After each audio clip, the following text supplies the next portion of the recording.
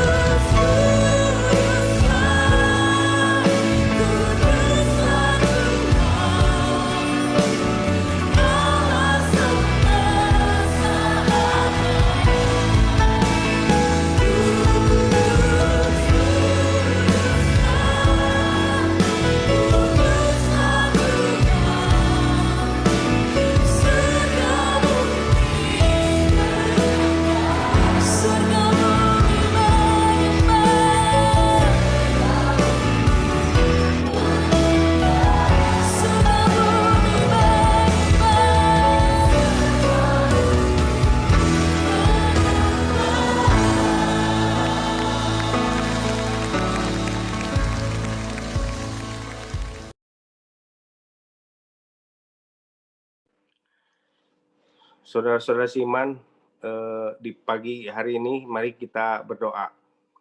Bapa kami dalam surga Tuhan, terima kasih Tuhan atas berkat-Mu Tuhan untuk pada pagi hari ini Tuhan. Kita bisa berkumpul Tuhan melalui Zoom ini Tuhan.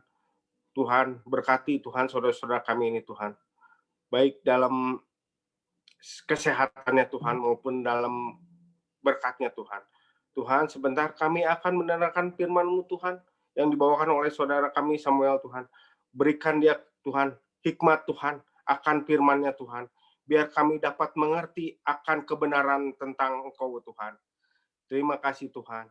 Di dalam nama Tuhan Yesus kami berdoa dan mengucap syukur. Haleluya. Amin. Amin. Terima kasih. Kita akan mulai. Ya. Oke, saya akan coba share.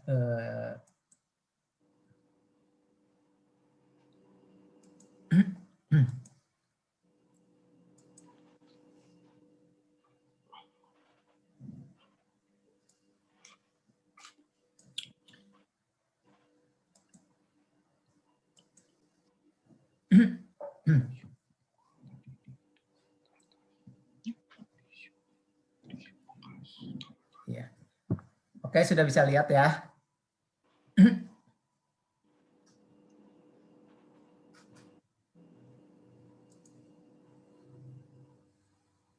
Ya, pada pagi hari ini kita akan belajar tentang namanya kekudusan. Ya, apa itu kekudusan? Kita akan belajar. Ya, kita akan lihat firman Tuhannya, hanya 2 ayat yang akan saya di slide ini, yaitu Imamat 19 ayat 2. Berbicaralah kepada jemaah Israel dan katakanlah kepada mereka, kuduslah kamu sebab aku Tuhan Allah yang kudus. Lalu ayat ini dikutip oleh Petrus di dalam 1 Petrus 1 ayat 15 sampai 16. Tetapi hendaklah kamu menjadi kudus di dalam seluruh hidupmu, sama seperti Dia yang kudus, yang telah memanggil kamu, sebab ada tertulis, kuduslah sebab aku kudus. Ya. Nih, kita mau belajar sih apa arti daripada kekudusan. Kadang-kadang mungkin kalau kita melihat bahwa kekudusan ini ketika kita dengar kudus saja sudah merasakan bahwa aduh ini betapa sulitnya sesuatu hidup yang sangat-sangat sulit. Namun kita akan belajar dari pemahaman firman Tuhan apa arti daripada kekudusan ya. Oke. Ya. Kekudusan itu dari etimologi atau dari kata akar katanya itu adalah artinya itu terpisah atau dikhususkan ya. Jadi arti kudus ini punya pengertian itu dipisahkan atau dikhususkan ya. Artinya bahasa Ibrani kadas ya. Kadas berarti memisahkan, menjadi kudus, menguduskan diri sendiri, menyatakan kudus. Nah, kata kerja ini menyatakan sebuah tindakan pemisahan, yaitu seperti misalnya seseorang atau sesuatu dipisahkan dari sebuah kenajisan. Ya, ini satu gambaran saja bahwa Allah kita adalah Allah yang kudus, Allah yang Maha Kudus namanya. Ya, dikatakan di sini juga kuduslah bagiku, pisahkanlah bagiku. Ya, arti kekudusan itu adalah kadas, artinya dipisahkan atau dikhususkan. Nah, kita akan lihat dari ayat tadi, Allah adalah kudus. Artinya Allah kita itu dipisahkan atau terpisah dari dunia yang jahat. Allah kita ini berbeda dari Allah-Allah yang lain. Nah, Allah yang kudus ini merupakan keberadaan atau jati diri atau kodrat Allah yang kita sembah. Nah, kita bersyukur bahwa yang pertama Allah adalah Allah yang kudus. Artinya kita memiliki Allah yang kita sembah adalah Allah yang berbeda. Allah yang berbeda daripada Allah-Allah yang lain, Allah yang kudus, Allah yang tidak pernah tersentuh oleh sebuah kenajisan, oleh sebuah keberdosaan. Allah kita adalah Allah yang benar-benar Allah yang kudus. Ini kalau kita melihat di dalam Perjanjian Lama, untuk menyatakan bahwa Allah kita adalah Allah yang kudus, tidak bisa pernah bersatu dengan keberdosaan, yaitu ketika manusia berdosa menghadap Allah, itu kehadiran Allah itu akan menghancurkan dosa itu sendiri. Bahkan mengapa di dalam Perjanjian Lama ketika orang mau menghadap Allah, mereka harus melakukan namanya korban penghapus dosa, supaya mereka ketika mereka datang kepada Allah, mereka di dalam keadaan yang kudus, sehingga mereka bisa bertemu dengan Allah. Nah, seringkali ketika orang-orang bertemu dengan Allah, mereka merasakan di dalam manusia ketika mereka bertemu dengan Allah, mereka merasakan ketakutan. Karena apa? Karena bukan mereka takut Allah yang seperti apa, tetapi ketakutan ini terjadi di dalam diri manusia. Karena apa? Karena keberadaan Allah yang Maha Kudus membuat kita merasa bahwa kita ini adalah orang yang tidak layak, orang yang sangat-sangat berdosa. Dan itu yang seringkali terjadi ketika ada pertemuan manusia dengan Allah. Nah, kekudusan Allah itu tidak ada bandingnya dengan ciptaannya atau ilah-ilah yang lain yang disembah oleh banyak orang, mungkin Allah-Allah yang diciptakan oleh hasil pemikiran manusia. Nah, Allah kita adalah Allah yang tidak ada bandingnya. Ia yang tertinggi dari semua yang ada. Nah, kita memahami bahwa manusia diciptakan serupa segambar dengan Allah. Artinya apa?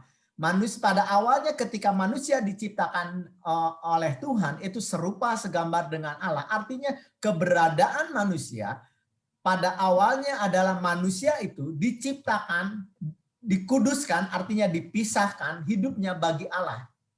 Jadi manusia diciptakan Allah itu dikuduskan atau dikhususkan atau dipisahkan hidupnya bagi Allah. Itu pengertian kudus. Jadi pada dasarnya waktu manusia diciptakan ada satu tujuan yang mulia, di mana manusia diciptakan bagi Allah. Namun dosa merusak semua tujuan Allah. Dosa merusak semua apa yang Tuhan sudah planningkan terhadap manusia. Membuat manusia terpisah dari Allah, membuat manusia hidup untuk dirinya sendiri, membuat manusia menjadi egois, membuat manusia menjadi orang-orang yang tidak lagi memperdulikan yang namanya moral, yang tidak lagi memperdulikan yang namanya sebuah kesucian. Nanti saya akan jelaskan. Oleh sebab itu, karena Allah yang kudus ingin kembali manusia ini kembali kepada citranya Allah, yaitu kembali kepada kodratnya Allah, maka dia harus menjelma menjadi manusia di dalam diri Yesus. Dia mati di kayu salib untuk apa? Untuk manusia yang sudah berdosa dibenarkan kembali untuk hidup bagi Allah, untuk kembali menjadi manusia yang dikuduskan kembali oleh Allah. Ini pengertian Allah yang kudus. Nah, kita akan lihat selanjutnya.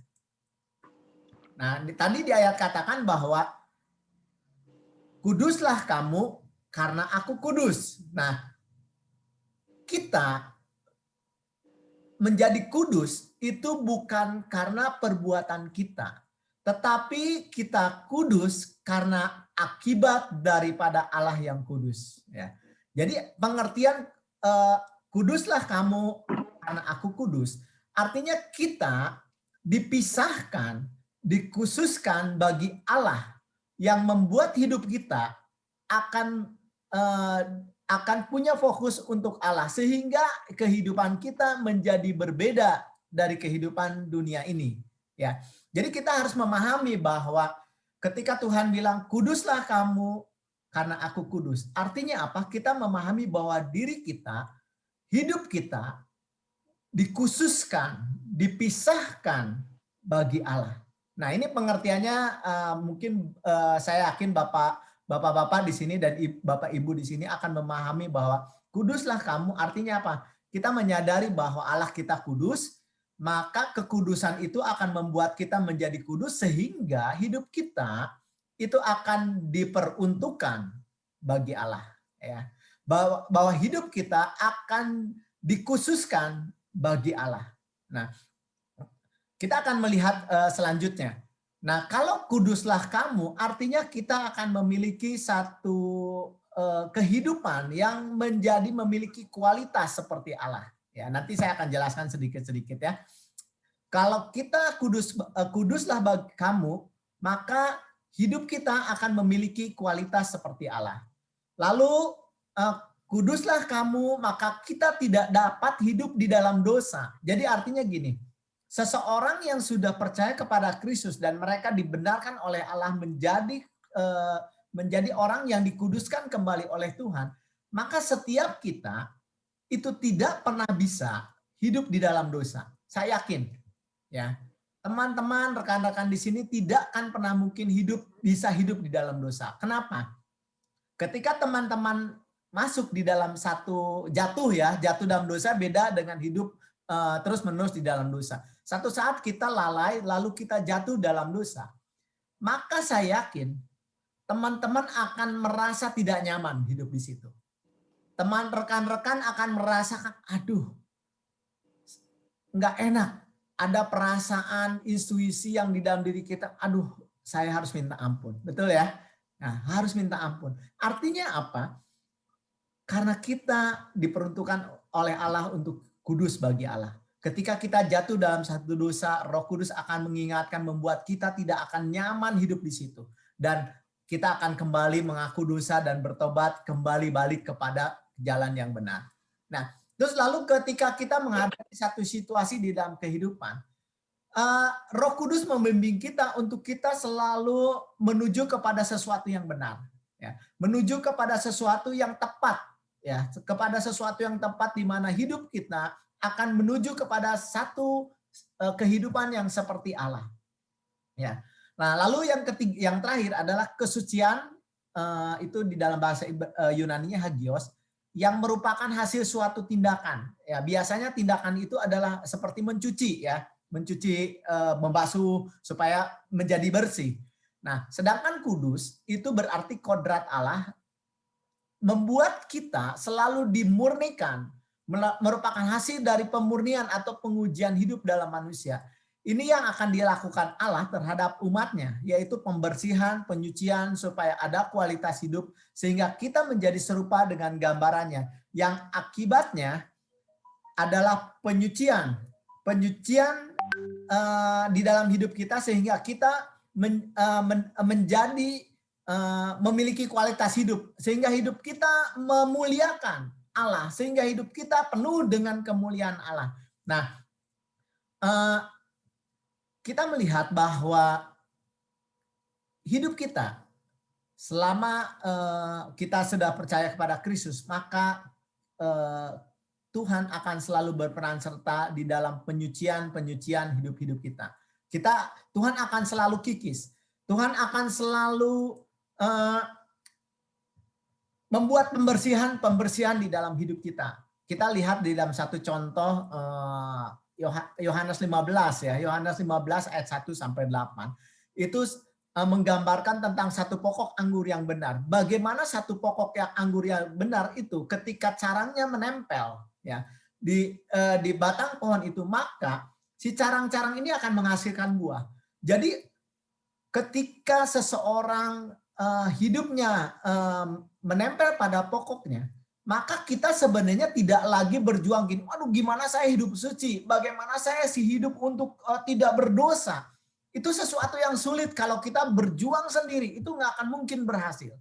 Tetapi firman Tuhan kalau baca di dalam Yohanes 15 dan ayat sebelumnya, itu adalah kunci bagaimana kita bisa hidup seperti Kristus, yaitu nempel pada batangnya. Ketika kita nempel pada batangnya, maka kita akan menghasilkan buah-buah yang sesuai dengan apa yang ada di batang itu. Yaitu buah-buah karakter ilahi, kemuliaan Allah itu akan muncul dengan sendirinya di dalam hidup kita. Dikatakan di cabang-cabang itu, ketika dia ingin berbuah lebat, maka ada sedikit demi sedikit itu akan dibersihkan. Supaya apa? Supaya buah ini makin lebat dan makin lebat. Jadi kalau kita di dalam satu kehidupan kekristenan, satu saat Tuhan, kalau kita tidak sabar misalnya ya, kita punya karakter belum sabar, cepat marah. Kadang-kadang Tuhan perhadapkan dengan orang-orang yang menjengkelkan. Itu bukan ada satu unsur kesengajaan atau tidak ada kerjaan gitu. Tetapi seringkali Tuhan menempatkan itu supaya apa? Supaya kita orang yang tidak sabar atau orang yang pemarah menjadi orang yang menjadi tidak pemarah. Kalau kita diperhadapkan kepada sesuatu yang mungkin berlawanan dengan keinginan kita, kita harus bersyukur bahwa seringkali Tuhan menempatkan orang-orang tersebut untuk membuat kita menjadi lebih baik. Ini merupakan sebuah yang namanya pemurnian, pembersihan dari carang-carang. Oke, kesimpulan ya, kesimpulan. Saya akan bacakan 2 Timotius 2 ayat 20 sampai 22. Dalam rumah yang besar bukan hanya terdapat perabot dari emas dan perak, melainkan juga dari kayu dan tanah. Yang pertama dipakai untuk maksud yang mulia, dan yang terakhir yaitu emas dan perak untuk kayu dan tanah dimaksudkan untuk maksud yang kurang mulia. Jika seorang menyucikan dirinya dari hal-hal yang jahat, ia akan menjadi perabot rumah untuk maksud yang mulia. Ia dikuduskan, dipandang layak untuk dipakai tuannya, dan disediakan untuk setiap pekerjaan yang mulia. Ya, saya akan bacakan ulang ya. Dalam rumah yang besar bukan hanya terdapat perabot dari emas dan perak, melainkan juga dari kayu dan tanah. Yang pertama dipakai untuk maksud yang mulia, dan yang terakhir untuk maksud yang kurang mulia. Jika seorang menyucikan dirinya dari hal-hal yang jahat, ia akan menjadikan perabot rumah untuk maksud yang mulia. Ia dikuduskan atau dikhususkan, dipandang layak untuk dipakai tuannya, dan disediakan untuk setiap pekerjaan yang mulia. Ya, Bapak Ibu sekalian, kekudusan Tuhan membuat kita kudus, dan ada maksud yang sangat mulia adalah kita akan dipakai tujuan Allah yang sangat mulia. Kita akan menjadi satu perabot Allah yang luar biasa, di mana kita sebagai alatnya Tuhan akan dipakai Tuhan untuk alatnya yang mulia. Dan ini yang menjadi sesuatu yang harus kita bersyukur. Kalau Allah kita Allah yang kudus membuat kita dikhususkan, hidup kita bagi Allah. Oleh sebab itu, ketika kita mengalami satu proses-proses dalam kehidupan, responlah dengan sesuatu yang positif. Tuhan, thank you Tuhan untuk semua yang terjadi di dalam kehidupan ini. Saya tahu bahwa ini akan membuat saya semakin baik, semakin serupa, dan semakin serupa. Ketika kita semakin baik, saya yakin kita akan menjadi orang-orang yang dipakai Tuhan menjadi alatnya yang mulia. Dan ini bersyukur buat kita. Oke ya, puji Tuhan. Sebelum diskusi, emang waktunya mepet, saya akan tutup dalam doa dulu. Kita akan nanti lanjutin di Zoom yang ini ya. Oke, kita berdoa dulu. Puji Tuhan. Bapak, kami bersyukur kepada Engkau Tuhan, karena kami memiliki Allah yang berbeda, yaitu Allah yang Maha Kudus. Allah yang tidak sama dengan Allah yang lain. Kami bersyukur Tuhan, karena kami memiliki Allah yang punya nilai tertinggi. Kekudusan yang Engkau terapkan adalah kekudusan yang berstandar nilai seperti Engkau pribadi Engkau sendiri Tuhan. Berbeda dengan moral-moral manusia, berbeda dengan hukum-hukum manusia. Kami bersyukur Tuhan. Oleh sebab itu Tuhan, karena Engkau kudus, ketika kami selalu mendekat kepada Engkau, ketika kami mendekat kepada sumber Engkau, seperti firman-Mu, maka kami akan semakin sama seperti Engkau, semakin hidup bagi Engkau, semakin kudus seperti Engkau. Terima kasih Tuhan. Kami mau Tuhan, hidup kami di kesimpulan menjadi barang-barang yang mulia yang dipakai Tuhan. hidup kami diperuntukkan bagi Engkau Tuhan. Kami adalah imamat yang rajani, bangsa yang kudus, bangsa yang dikhususkan bagi Allah untuk memberitakan perbuatan-perbuatan yang baik, perbuatan-perbuatan yang besar daripada Tuhan. Terima kasih Tuhan. Biarlah firman ini pagi ini boleh memberkati kami semua. Hanya di dalam nama Tuhan Yesus kami berdoa dan mengucap syukur. Amin. Amin. Puji Tuhan. Ya.